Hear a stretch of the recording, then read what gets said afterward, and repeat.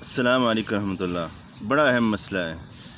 کہ ماہ رمضان کے مہینے میں، پاکیزہ اور پاک کرنے والے مہینے میں، معافی کا اعلان والے مہینے میں، جنت کے حصول کے لیے محنت کر کے جنت حاصل کرنے کے مہینے میں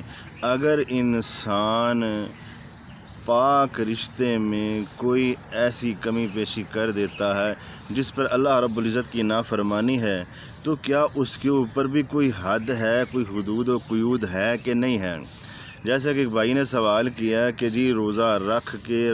روزے کی حالت میں اگر میاں بیوی رشتہ ازدواج میں منسلک ہو جاتے ہیں، حالانکہ میاں بیوی ہیں، ان کا اللہ رب العزت کی طرف سے ایک پاکیزہ رشتہ ہے، تو وہ منسلک ہو جاتے ہیں، تو روزے کی حالت میں کیا ان کے اوپر بھی کوئی حد بندی ہے؟ اللہ رب العزت کی طرف سے کوئی حدود و قیود ہے کہ نہیں ہے؟ بالکل ہے، کیونکہ آپ جانتے ہیں کہ روزہ جو ہے وہ ارکان اسلام میں سے اسلام کے اہم ترین رکن ہے، اور قرآن میں بھی اس کے بارے میں کہا گیا کتب علیکم الصیام، اہل ایمان تم پر روزوں کو فرض کیا گیا، یعنی فرض ہے، یعنی آپ کے زندہ رہنے، ہاتھ چلنے، آنکھ چلنے، منہ چلنے، دماغ چلنے، دل چلنے کے لیے آکسیجن کا ہونا ضروری ہے، آپ کا زندہ ہونا ضروری ہے، اسی طرح آپ پر روزہ رکھنا بھی فرض ہے۔ اب آپ نے روزے کی حالت میں رشتہ ازدواج میں منسلک ہو جاتے ہیں، روزے کی حالت میں روزہ تو آپ کا ٹوٹ گیا، اب روزہ جب ٹوٹ گیا ہے تو اس کی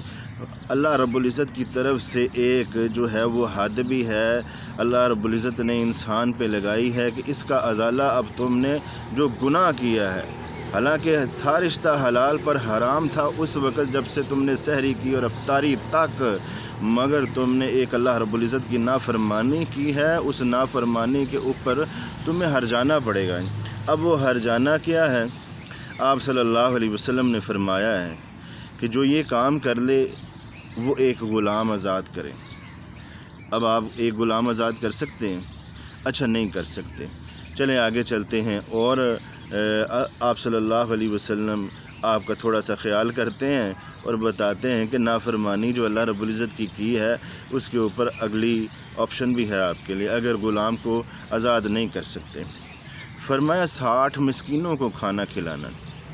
10 نہیں 20 نہیں 60 مسکینوں کو آپ نے کھانا کھلانا ہے، یہ آپ کے گناہ کا ازالہ ہے اور اللہ رب العزت کی نافرمانی کا ازالہ ہے جو آپ نے کیا ہے۔ اگر آپ 60 مسکینوں کو کھانا نہیں کھلا سکتے،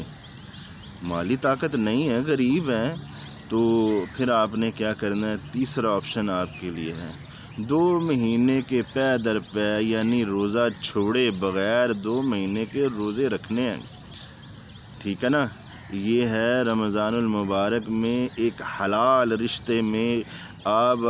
حلال جو رشتہ ہے اس میں منسلک ہوتے ہوئے اللہ رب العزت نے جو حلال رشتہ بنایا ہے اس میں بھی منسلک ہوں گے، جب کہ اللہ رب العزت کے لیے آپ نے روزہ رکھ لیا ہے، فرضی روزہ، اس فرضی روزے میں یہ کام کر دیا ہے تو پھر آپ پر یہ حد بندی لگ جائے گی، ٹھیک ہے جی؟ آپ اس بات کو سمجھیں، جو روزہ رکھ کے سو جاتے ہیں یا روزہ نہیں رکھتے یا روزہ رکھ کے بے نمازی بنے رہتے ہیں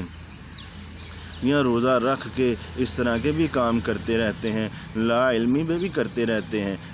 تو یہ ویڈیو ضرور شیئر کیجئے، ہو سکتا ہے کیونکہ کئی لوگ ایسے ہیں معاشرے میں جنہیں علم نہیں ہے، پتہ نہیں ہے، تو اس طرح کے کام کر انجام دیتے ہیں۔